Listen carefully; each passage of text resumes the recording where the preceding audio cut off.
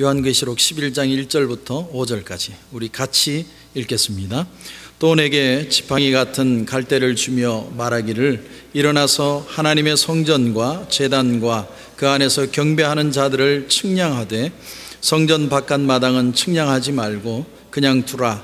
이것은 이방인에게 주었은즉 그들이 거룩한 성을 42달 동안 짓밟으리라. 내가 나의 두 증인에게 권세를 주리니 그들이 굵은 베옷을 입고 1260일을 예언하리라. 그들은 이 땅에 주 앞에 서 있는 두 감람나무와 두 촛대니 만일 누구든지 그들을 해하고자 하면 그들의 입에서 불이 나와서 그들의 원수를 삼켜 버릴 것이요 누구든지 그들을 해하고자 하면 반드시 그와 같이 죽임을 당하리라. 아멘. 요한계시록 말씀이 이제 성경의 마지막인데 하여튼 준비가 많이 힘들었습니다. 그래서 좀 전에 예배 들어오기 전까지 고쳤습니다. 그래서 참 어떤 때는 말씀이 너무 힘들 때가 있는 것 같아요. 그래서 또 고쳐진 말씀 들고 또 하나님 앞에 또 서봅니다. 교회의 기능이 무엇인가?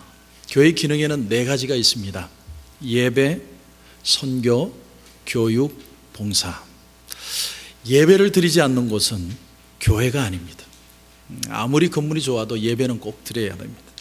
그리고 아무리 작은 교회라도 우리가 봉사할 수 있고 아이가 2명, 3명이 앉아 있어도 그 아이들을 가르쳐야 합니다.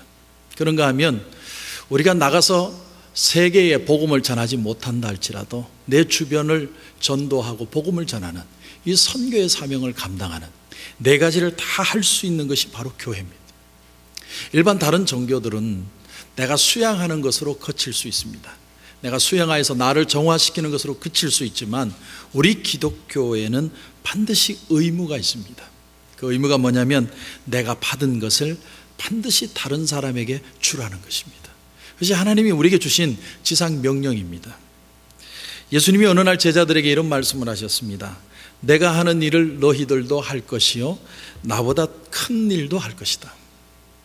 하나님 주님께서 우리에게 말씀하신 나보다 큰 일을 한다는 그 의미가 과연 뭘까? 예수님이 죽은 나사로를 살렸으니까 나도 공동묘지 가서 지금 기도하면 죽은 사람이 뻘떡뻘떡 일어난다는 그런 말일까? 예수님이 문둥병자를 고치셨는데 나도 지금 소록도 같은 데 가서 문둥병자를 위해 기도하면 문둥병자가 막 고침을 받고 낫는다는 뜻일까?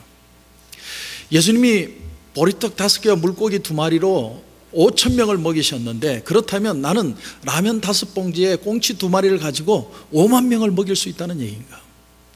도대체 이 더 큰 일을 한다는 말이 무슨 의미일까? 그런데 그런 의미는 아닌 것 같습니다. 예수님의 사역은 갈릴리에서 예루살렘까지 한 3번 정도 왕복하다가 끝이 나셨습니다. 그리고 예수님의 사역은 3년 정도, 3년 반으로 보는 사람도 있는데 3년 정도 공생의 사역을 하고는 끝이 나셨습니다. 그러나 우리는 지금 전 세계를 향해 다닐 수 있습니다. 그리고 우리는 3년이 아니라 30년도 일을 할 수 있습니다. 그런 의미에서 하나님이 우리에게 주신 은혜의 이 부탁, 주님이 우리에게 주신 전도의 사명이라고 생각합니다.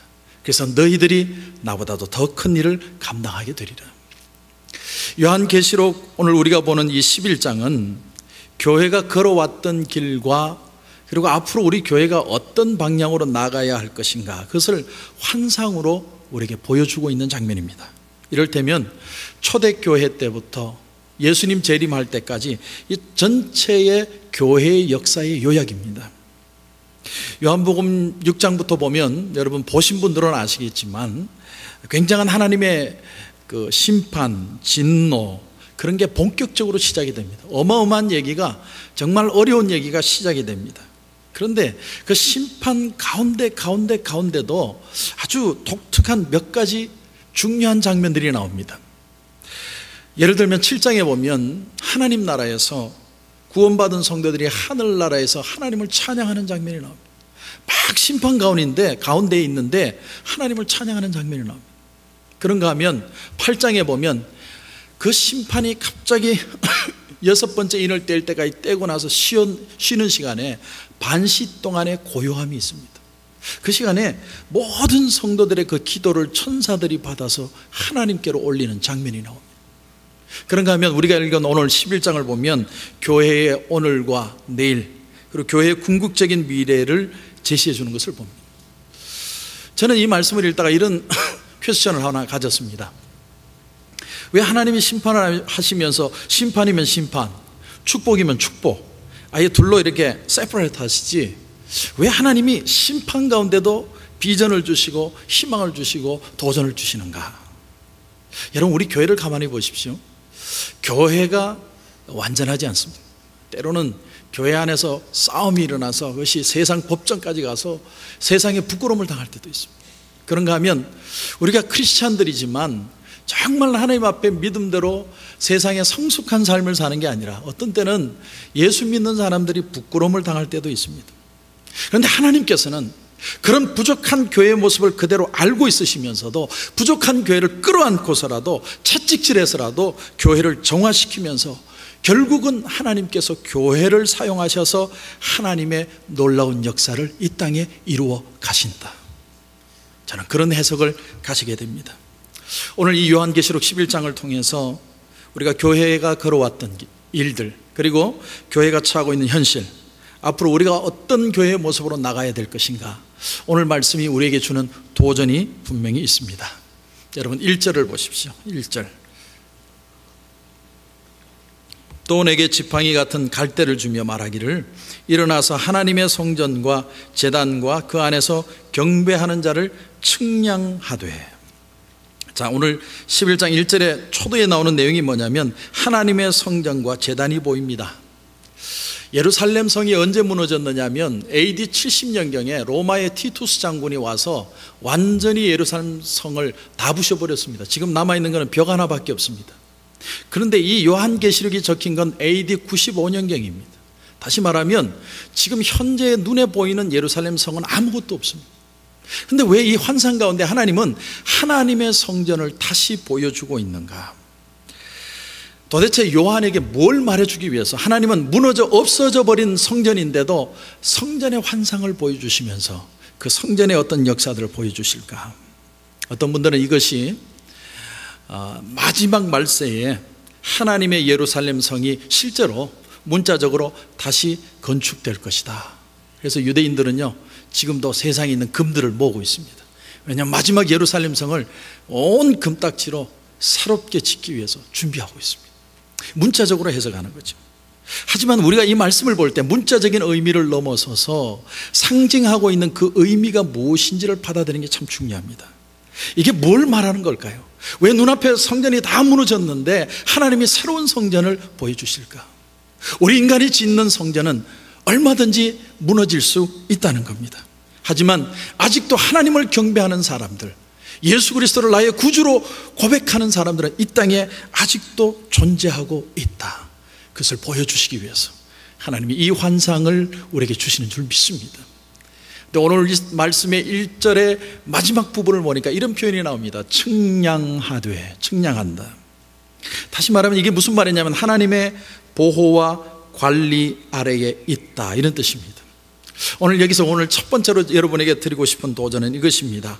우리의 신앙, 우리의 애티튜드, 우리의 나갈 방향, 우리 신앙의 모든 부분들을 하나님께서 가늠하고 계신다, 측량하고 계신다, 자로 되어보고 계신다. 세상 사람들은 간섭하지 않습니다. 그러나 예수 믿는 사람들은 측량하고 계신다. 여러분, 세상에 잣대가 있습니다. 이 세상에서 성공하는 것, 이 세상에서 잘 되는 것의 잣대가 뭐냐면 항상 이 세상은 신분이나 재산으로 그 사람의 사람됨을 가늠합니다. 사람들의 지식과 재물과 권력, 그런 것이 하나의 어떤 견고한 성처럼 나를 지켜줄 것이다. 돈이 없으면 어디 가서 힘을 쓰지 못한다. 이런 모든 것들이 세상을 사는 우리의 삶의 기준이 되어 있습니다. 많은 사람들이 부자를 그렇게 욕하면서도 내가 로또 복권을 사는 이유가 뭐냐면 나도 부자 되고 싶은 겁니다. 영국 소설의 성체라는 그런 소설이 있는데 그 성체라는 소설을 보면 주인공이 앤드류 맨슨이라고 하는 그런 사람입니다. 이 사람이 의과대학을 졸업했습니다. 의과대학을 졸업하자마자 어디로 갔냐면 웨일즈 남부지방에 있는 탄광촌으로 갑니다. 그곳에 가서 광부들을 위해서 폐결핵을 연구하면서 그들을 위해서 아주 인도주의적인 그런 의사로서의 삶을 살아갑니다. 그런데 조금씩 이 사람이 명성을 얻어가기 시작하자 이 의사가 돈을 좋아하기 시작합니다. 돈을 좋아합니다. 그래서 어느 날 그 사랑하는 아내가 안타까워서 남편에게 이런 말을 합니다. 여보, 왜 자꾸 돈 하세요? 그토록 가난했을 때도 우리는 행복했잖아요. 당신이 늘 비난하던 그 돈의 재물이 되는 것이 나는 너무너무 싫어요. 당신이 잊지 않으셨죠? 당신이 나한테 얘기했잖아요. 눈에 보이는 성체를 점령하면서 살아야 된다고. 당신은 전에 그런 기백을 가진 남편이었는데 지금은 왜 이런가요? 아내가 그렇게 안타깝게 호소를 합니다. 그때 남편인 앤드류가 이런 대답을 합니다. 여보, 나는 단지 이 세상에서 성공하고 싶은 것뿐이야. 세상은 신분이나 재산만으로 사람을 판단하거든. 가지지 못하면 사람들에게 불임을 당해 천박시 당하는 거야. 나는 그것을 뼈에 사무치도록 내가 느꼈기 때문에 앞으로는 남을 부리고 싶은 입장에 서보고 싶은 거예요. 여러분, 시대는 변했어도 이 앤드류의 고백이 바로 우리의 삶의 한 단면이라고 여러분 생각하지 않습니까? 자, 그런데 오늘 하나님이 오늘 1절 말씀에 우리에게 주는 도전이 뭐냐면, 하늘의 계시를 보여주면서 우리에게 주는 도전은 뭐냐면, 하나님이 우리를 간음하는 것은, 우리를 관측하시는 것은, 측량하시는 것은 세상적인 재산이나 세상적인 신분이나 세상적인 명예가 아니라 바로 믿음을 보고서 우리를 오늘도 측량하고 계신다는 겁니다. 하나님이요, 세상 안 믿는 사람은 상관없습니다. 우리 믿는 사람들은 믿음의 분량을 달아보고 계십니다. 다니엘서 5장에 보면 바벨론의 벨사살 왕이 예루살렘 성의 모든 성전 기구를 다 빼앗고, 그리고 술 마시다 기분이 좋아서 성전의 기구를 가지고 술을 마시길 시작합니다. 열심히 놉니다. 근데 갑자기 벽에 손가락이 하나 나타나. 손가락이 나타나서 글을 적는데 메네 데겔 우바라신, 그렇게 적습니다. 도대체 이게 무슨 뜻이냐? 이 뜻을 풀 수 있는 사람이 이 온 나라 안에 누가 있느냐? 다니엘이 불려왔습니다. 80이 넘은 나이로 다니엘이 불려왔습니다. 그리고 그 뜻을 해석해 주는데, 하나님의 저울에 달아보니, 다시 말하면 하나님이 측량해 보니 당신이 부족하더라. 하나님의 기준에 달아보니 당신이 부족하더라. 그래서 그날 하나님께서 심판을 하시는데, 벨사살 왕은 메대 군이 쳐들어와서 그 칼에 그날 그 장소에서 찔려서 죽고 모든 나라는 다 정복당하고 맙니다. 하나님이 우리 인생에 간섭하시고 보호하시고 인도해 가시는 이유가 뭐냐? 나 하나 이 세상에서 잘 먹고 잘 사는 기준, 마치 성체에 나온 앤드류 맨슨처럼 정말 우리가 가진 재산이나 신분에 집착해서 불안과 두려움 속에 우리를 살라고 우리를 이곳에 두신 것이 아니라, 하나님은 가장 중요한 것으로 우리의 삶의 기준을 가지고 측량하신다. 우리가 이 세상에 살면서 하나님의 뜻을 알고 살아가는 게 중요한데, 하나님이 우리에게 보시는 가장 기뻐하시는, 우리에게 축복하시는 조건이 뭐냐? 그 마지막 중요한 것이 영혼 구원이라는 것입니다. 영혼 구원을 위해서 하나님께서 모든 포커스를 그곳에 맞추고 계십니다. 왜 요한계시록 6장부터 계속해서 심판의 얘기가 나오는데도 그 가운데 찬양과 기도와 예배의 얘기들을 계속 얘기하느냐? 하나님의 선택된 그 수가 차기까지, 하나님께서 예정하신 그 사람들의 숫자가 채워질 때까지 하나님의 거룩한 역사는 계속되고 있다는 것입니다. 그런데 그 속에서 우리를 훈계하시고 책망도 하시고 우리를 성숙시키셔서 하나님의 나라를 이루어가게 하신다. 여러분, 그게 바로 요한계시록이라는 겁니다. 그러므로 오늘 첫 번째 말씀을 정리하면, 하나님은 우리를 측량하시며 우리를 복음 전도의 사명으로 인도해 가신다. 그런데 여러분, 2절을 보십시오. 2절.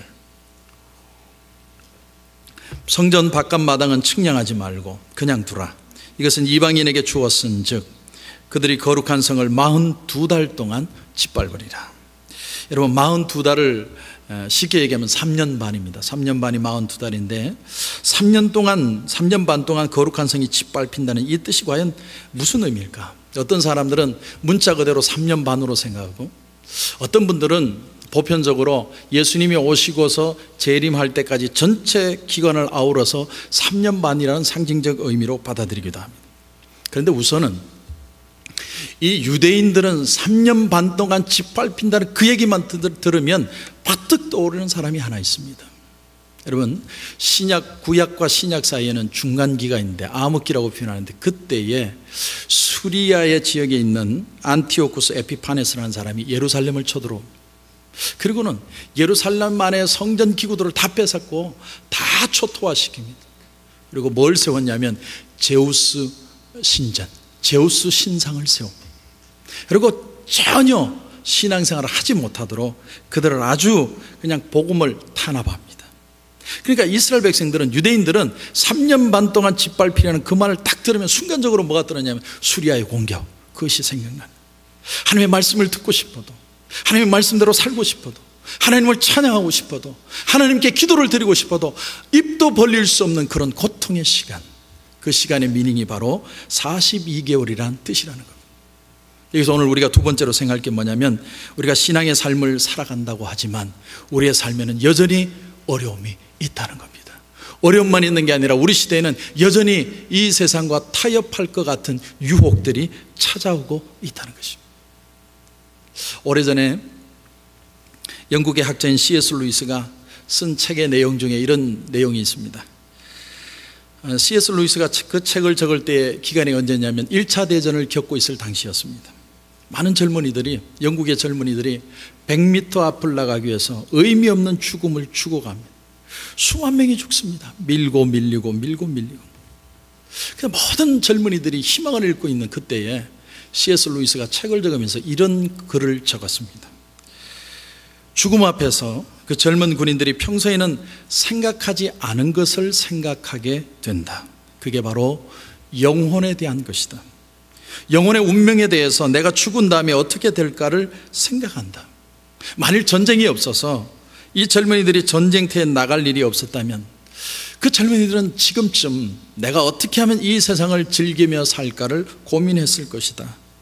그러나 전쟁이라는 재앙이 이 젊은이들을 죽음의 현실 앞에 끌고 나왔고, 죽음의 현실 앞에서 이들은 영혼이 얼마나 귀한지를 깨달았으며 그 영혼을 다시 구원하시는 하나님을 생각하지 않을 수 없게 되었을 것이다.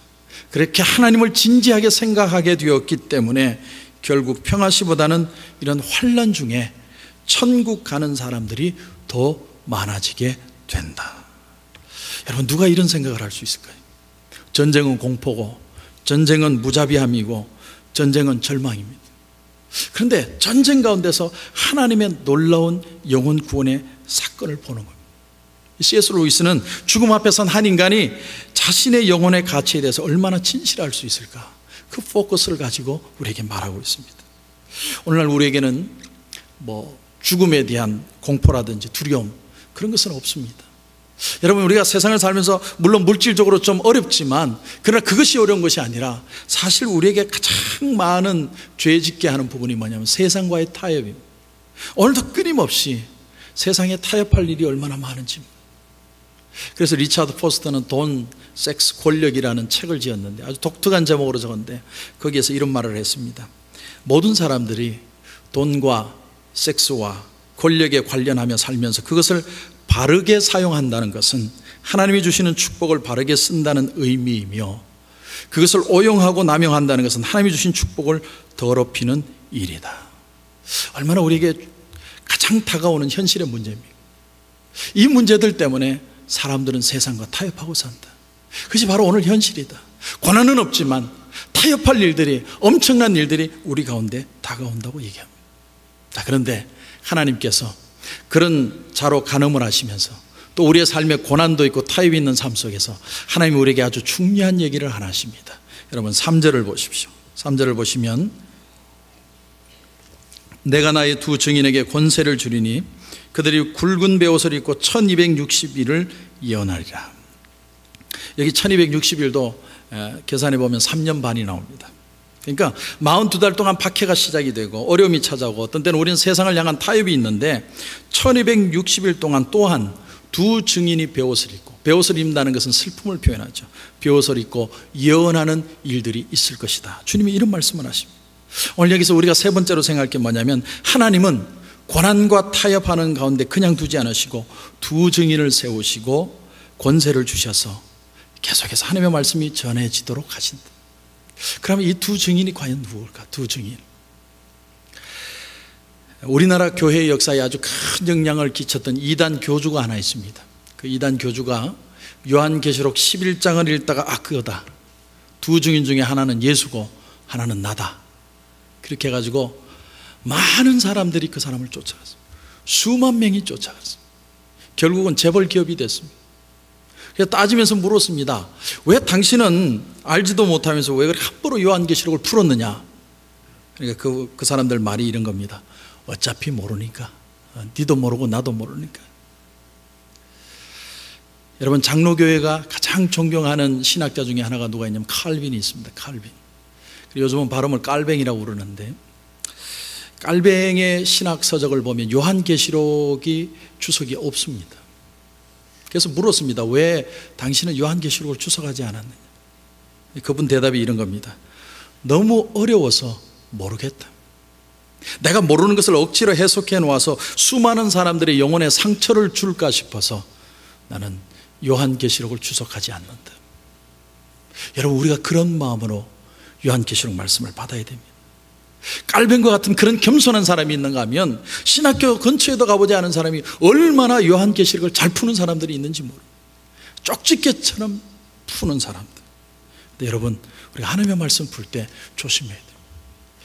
성경에 나오는 숫자, 문자 그대로의 의미보다는 상징적인 의미가 참 많습니다. 지난주에는 7이라는 숫자에 대해 생각했는데 7은 하나님의 완전수입니다. 그러면 오늘 왜 2라는 숫자, 두 증인이라는 의미는 과연 무엇인가? 여러분, 성경에서요, 둘이라는 의미는 어떤 의미냐면 증언을 성립시키는 최소한의 숫자입니다. 법정에서 누군가에 대해서 증인을 설 때 2명을 꼭 세우겠습니다. 최소한의 숫자가 2명입니다. 이것은 결론적으로 무엇을 말하냐면 장차 마지막 날에 심판대 앞에서 믿지 않는 사람들이 나는 복음을 듣지 못해서 예수를 믿지 못했어라고 얘기할 때 하나님은 그런 경우를 대비해서 복음을 전한 자들에게 2사람씩 짝을 지어서 갈 수 있도록 하셨습니다. 이 둘은 다시 말하면 복음 증인의 숫자입니다. 따라서 여기 두 증인이 상징하는 게 뭐냐면 포괄적인 의미는 바로 오늘도 복음 증거를 감당하고 있는 우리 교회가, 우리 교회들이 바로 두 증인의 사람들이라는 거예요. 하나님이 우리에게 복음을 전할 수 있는 귀한 사명을 우리에게 주셨다는 겁니다. 오늘 저와 여러분을 이 땅에 두시고 망할 것 같은 세상에도 아직도 이 세상을 심판하지 않는 이유는 하나님의 백성의 숫자가 차기까지 저와 여러분에게 증인의 삶을 살도록 하나님이 기회를 주고 있는 줄 여러분 분명히 믿으시기를 바랍니다. 그래서 오늘 세 번째로 생각할 것은 세상은 점점 더 어두워져 가지만 그래도 그 속에서 복음의 증인으로 교회들을 세우고 있다는 겁니다. 그런데 증인들을 세우면서도 하나님은 증인만 세운 게 아니라 그게 한 가지 중요한 것을 주십니다. 중요한 것. 여러분, 그것이 4절 말씀입니다. 4절을 보십시오. 요한계시록을 풀면서 조금 어려운 부분들도 있습니다. 4절을 보면 그들은 이 땅에 주 앞에 서 있는 감람나무와 두 촛대니 이렇게 표현합니다. 감람나무와 두 촛대다. 3절과 4절을 연결시키면 두 증인은 있고 두 감람나무와 두 촛대, 이런 등식이 성립이 됩니다. 이게 무슨 뜻일까? 두 증인과 감람나무가 도대체 무슨 연관이 있는 것인가? 이 말씀을 풀려면 구약의 스가랴서 4장을 들어가야 됩니다. 스가랴서 4장에 가면 이와 비슷한 환상이 나옵니다. 하나님이 천사가 환상을 보여주는데, 스가랴에게 보여주는데 어떤 환상이 나오느냐면 순금 등잔대가 나오고 그 위에 기름 그릇이 나오고 양옆에 감람나무가 한 그루씩 있습니다. 마치 오늘 본문하고 거의 흡사한 장면, 그런 환상이 나옵니다. 그때 스가랴가 천사에게 질문합니다. 도대체 이게 무슨 의미입니까? 도대체 순금 등잔대는 먹고 그 옆에 있는 감람나무는 도대체 무슨 뜻입니까? 이렇게 질문을 했더니 천사가 이런 대답을 줍니다. 우리가 잘 아는 말씀입니다. 스가랴서 4장 6절을 보면 만군의 여호와께서 말씀하시되 이는 힘으로도 되지 아니하며 능으로도 되지 아니하며 오직 나의 영으로 되느니라. 원래 등대의 기름이라는 것은 감람나무에서 추출해서 준비해뒀다가 필요할 때마다 기름을 부어서 불을 붙이는 겁니다. 그런데 스가랴에게 보이신 하나님의 환상이 뭐냐면 아예 감람나무가 등대 옆에 있어서 계속해서 기름을 공급하는 감람나무가 납니다. 그러면서 하는 말이 뭐냐면 이는 힘으로도 되지 않고 능으로도 되지 않고 오직 나의 영으로 되느니라. 이 말씀을 근거로 해서 오늘 말씀을 해석해 본다면 오늘 4절에 나오는 촛대는 우리 교회들을 상징합니다. 하나님이 우리를 교회를 증인으로 세우시고 이 땅에서 복음을 증거하게 하시는데 예수 그리스도를 나의 구주로 고백하는 사람들을 한 사람 한 사람 채워가면서 그냥 우리를 내버려 두시는 게 아니라 감람나무의 기름과 같은 성령을 우리에게 부어주셔서 성령의 능력으로 이 일을 감당할 수 있도록 우리에게 은혜를 부어주신다는 것입니다. 그래서 우리가 어떤 핍박이 있어도 우리는 성령 안에서 다시 한번 새 힘을 얻고 교회의 사명을 감당할 수 있는 것입니다. 저는 바라기는 우리 교회도 성령이 늘 우리에게 역사해서 성령의 능력을 힘입을 수 있는 교회가 될 수 있기를 주님의 이름으로 축원합니다. 마치 옛날에 모세와 엘리야가 하나님의 능력을 입어서 사명을 감당하는 것처럼 오늘 저와 여러분에게도 하나님은 성령을 부으십니다. 계속 은혜를 부어주십니다. 여러분, 이것이 오늘 본문의 핵심입니다. 그럼 우리가 어떻게 은혜를 받을 수 있느냐? 어떻게 하면 성령의 은혜를 받으면서 나아갈 수 있느냐? 엘리야 같은 경우에는 하늘문을 열기도 하고 하늘문을 닫기도 했습니다. 그런데 신약성경에 오면 야고보서에 우리가 기도를 통해서 하늘문을 열 수도 있고 닫을 수 있다는 말씀이 나오고 있습니다. 여러분, 교회의 무기는요, 기도입니다. 기도. 아무리 머리 좋은 사람들이 모여서 짜내도 교회가 되는 게 아닙니다. 그렇게 머리 짜서 됐으면 벌써 교회가 수천 명 되는 겁니다. 하나님께서 우리에게 능력을 주시는데, 성령을 부어주시는데 어떻게 부어주시느냐? 바로 기도를 통하여 하나님의 은혜 부어주셔서 지혜도 주시고 능력도 주시고 감당할 수 있는 힘을 주셔서 하나님의 교회가 교회되게 하는 줄 분명히 믿으시기 바랍니다. 그래서 여러분, 기도할 때는 빠지지 마셔야 돼요. 계속 기도해야 돼요. 교회의 기도 소리가 끊어지면 교회의 생명력은 잃어져 버리는 겁니다.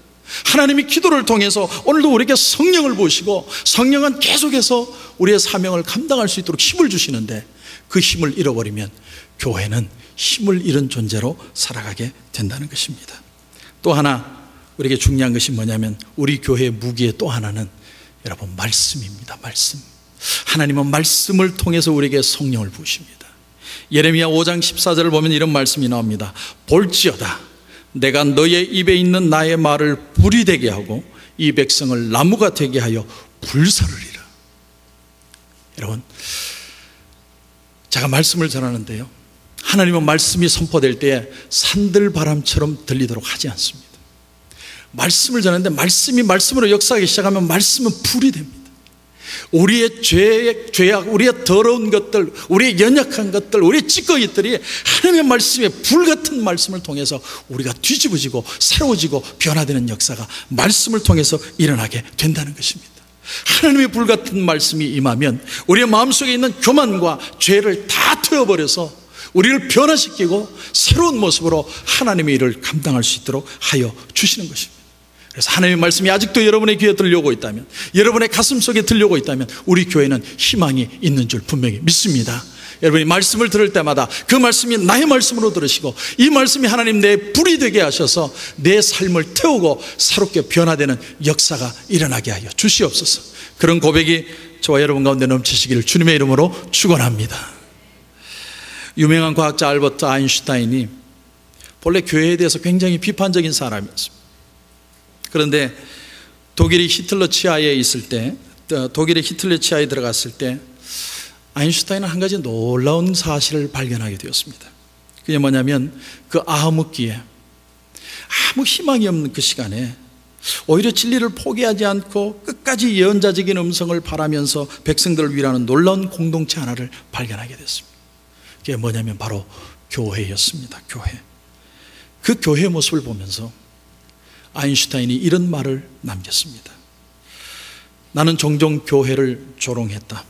그리고 나는 교회를 과소평가해왔다. 그러나 내 조국이 이런 짙은 어둠 속에 있었을 때 내가 기대했던 대학도 침묵을 했고 내가 그렇게 기대했던 언론조차도 침묵을 했다.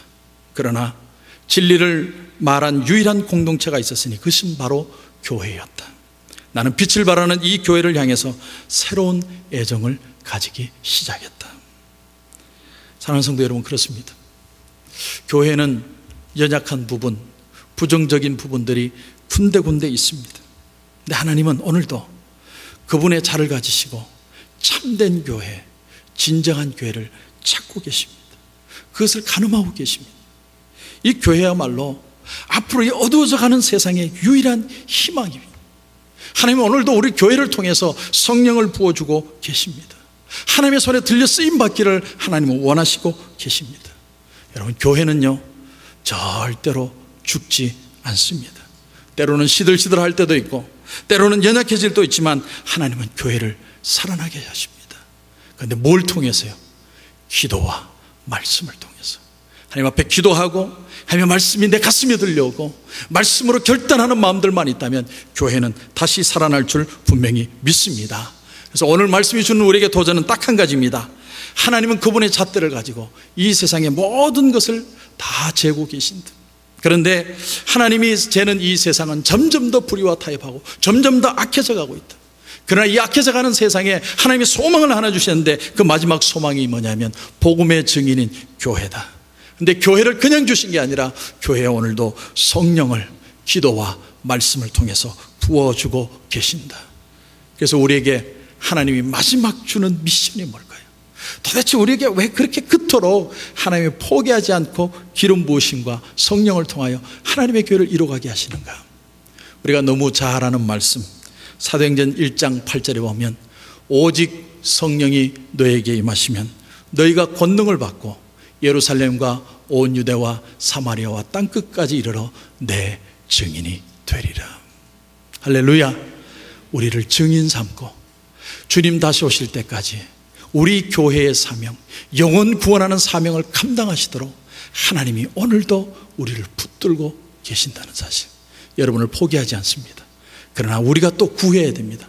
주여, 기도를 통해서 우리를 새롭게 하옵소서. 말씀이 내 가슴에 들려오게 하여 주옵소서. 그래서 교회로 교회된 사명을 감당하게 하여 주시옵소서. 그런 은혜가 저와 여러분 가운데 넘치시기를 주님의 이름으로 축원합니다.